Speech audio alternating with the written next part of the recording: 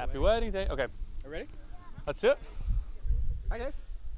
You guys hear us okay? A little louder probably for the people in the back. Good? Awesome. My name is Mike. This is John. I'm John. We're from Arizona. We've known Jerry for going on 10 years now with Brooks here. We went to college with Jerry, so we get to give you the pleasure of getting to know Jerry, as many of you are meeting him for the first time. We get to give you the fun stories of Jerry that he probably doesn't want us to tell, but they are good stories. We'll give you a couple. Keep the PG stories. And yeah. So Jerry's always been somebody he's very nonchalant and easygoing, but he's always been somebody who knows exactly what he wants. Except for when it comes to his cars. Jerry has gone through more cars than anybody I know. I think you're at 8 or 9 cars. Every time I see Jerry, it feels like he has a new car. That's the one thing. Tell you, he's just like, hey, I got a new car. The one thing in his life that change and comes back with a new car. Seriously. he doesn't do well with the salespeople around him. They get him every time. So, if you ever have an investment opportunity for Jerry. Yeah. But all of a sudden Jerry started seeing somebody and started dating, and he's never been really overt about his dating life until we got to meet Raquel. Yeah, and obviously some of you guys may know the story of how they met, but obviously meeting Raquel and getting to know her.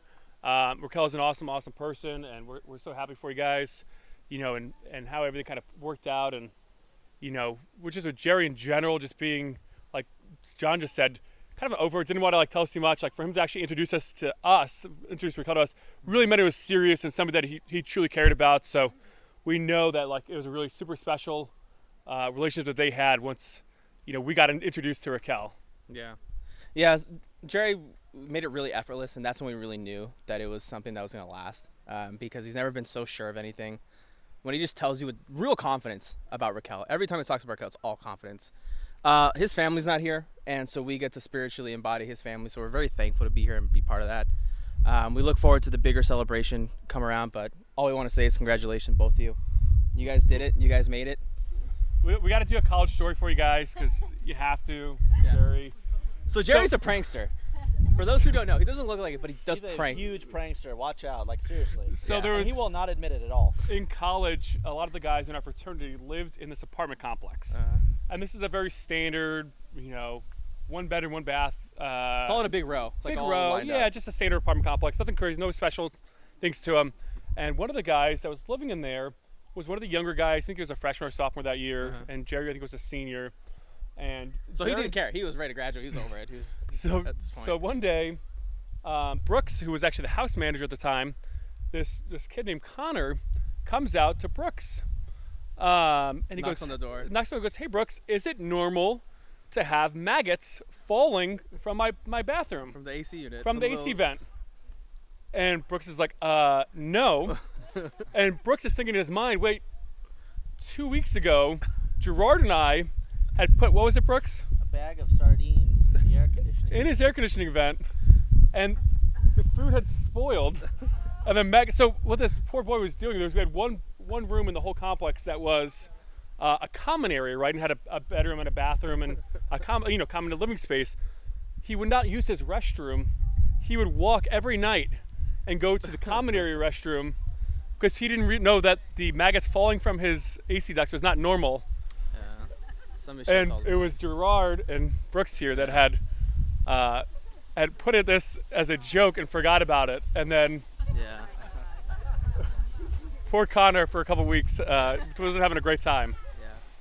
But any other good college stories, really quick, that are I think that same week Jerry put Vaseline on his doorknob and he couldn't get out, and he flunked a test because he couldn't get out of his room. So yeah, he does pranks. Be ready for pranks.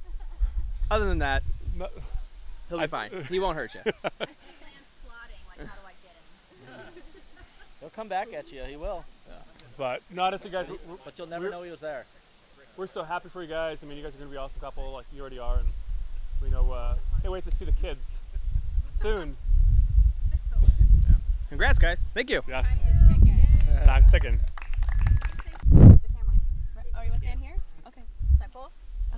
Okay. So, for those of you that don't know me, I'm Allie. I'm Raquel's maid of honor. Okay, well, if you don't, hi. So Raquel and I have been friends for 14, almost 15 years. So pretty much our entire lives, our entire adult lives anyway. So I have to be honest when I say 15 years rather loosely, give or take, because what a lot of people may not know is how Raquel and I met. So rewind back to college circa 2006, aging ourselves a little bit here. We met through a mutual friend, Brittany, here in Iowa, at Iowa State. And I was somewhat standoffish, if you will, and didn't easily open up to just anybody. So Raquel, on the other hand, has always been very social, outgoing, and very vivacious, such as her personality. Because of our then kind of clashing personalities, Raquel would oftentimes ask Brittany questions such as, who's this Allie chick? I don't think she likes me, and I don't think we should hang out with her. I did say that. She did say that. It's true. It's no secret. It's no secret. Sorry, boo. It's all good. And every time, Brittany would have to reassure Raquel that I meant well and that it takes time for me to let my guard down with new friends, especially. Well, here we are, 15 years later, and I think it's fair to say that I've opened up to you quite a bit. So thank you for being patient with me. I appreciate it. Not only have we become friends, but best friends, family really. And you've always said that family isn't necessarily blood, but rather who we choose to be a part of our family. So thank you for choosing me to be your best friend and part of your family. And obviously today you're maid of honor. I've watched you flourish into an amazing woman, from career changes to moving across the country to dating a couple frogs along the way to finally find your prince. To put it nicely. When Raquel and Gerard started dating, I knew almost immediately that they were a great match. I just remember her talking about how easy their relationship was, how she almost felt like it was too easy because it almost felt too perfect. They organically just got along. It was never forced. They shared a lot of things in common, a lot of common interests, and did a lot of the same things. Raquel is very wise and has a great sense about her when it comes to situations and people. I think she knew without completely knowing that Gerard was the man for her. There was something different about Gerard and Raquel's eyes, and seeing them together, I knew it too. Sorry, I'm like shaky.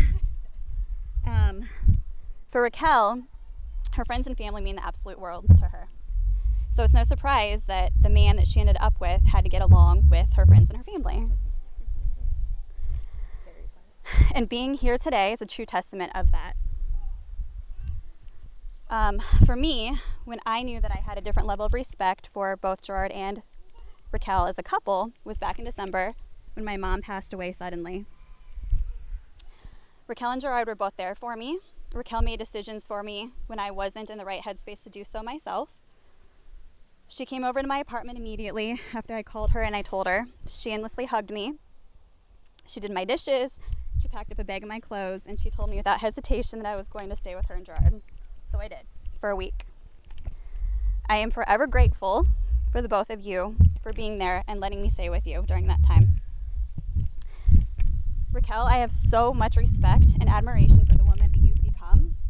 You've always been there for me when I have needed you. You're always my voice of reason when I'm going through something both good and bad. I am so honored and privileged to be here today and to be your maid of honor. I also know how much you wish Josh was here today. And even though he's not here in physical form, I know he's very much here in spirit. I know that without a doubt. So I wish the both of you nothing but the best. Endless joy, happiness, and bliss. So cheers to the both of you, and I love you both.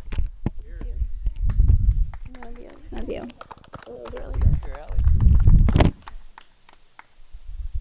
Sweaty. I'm so sweaty. Sorry. Hey. I didn't prepare one. Oh, I thought we were just doing a speech. Speech. Oh, okay. Well, I'll do a little speech.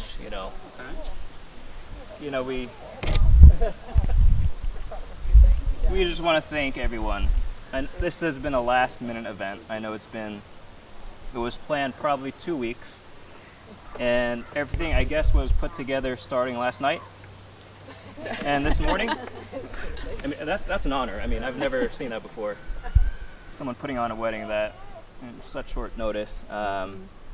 And I'm honored to welcome myself into your family and us all becoming into one. So I come from a big family, even though they're not here. I come from a crazy family as well. I'm not saying you guys are crazy or anything like that. See mom's face. But no, I really do appreciate it, everything that everyone has done, from setting up the tables to setting up the food, and our videographer, friends coming in from Arizona. I don't have family here, so you guys are my family. Here for that. So appreciate it. Last minute officiant. Last minute license. officiant. He does. He's really good at what he does. This is his first one, and you Might know, be a side gig. he almost butchered my last name at the end, but he saved it. Huh?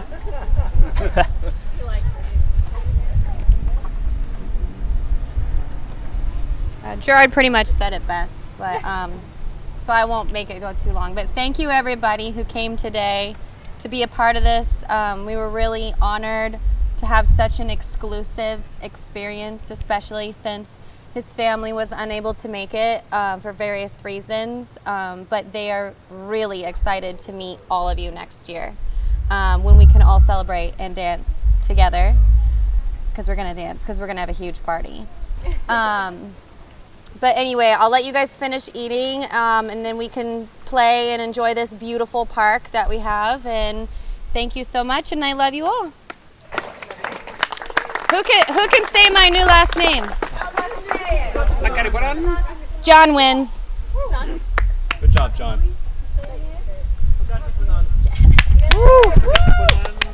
Welcome to the family. Appreciate it. Thank you. Thank you guys. We'll see you next year. Everyone's going to be here next year.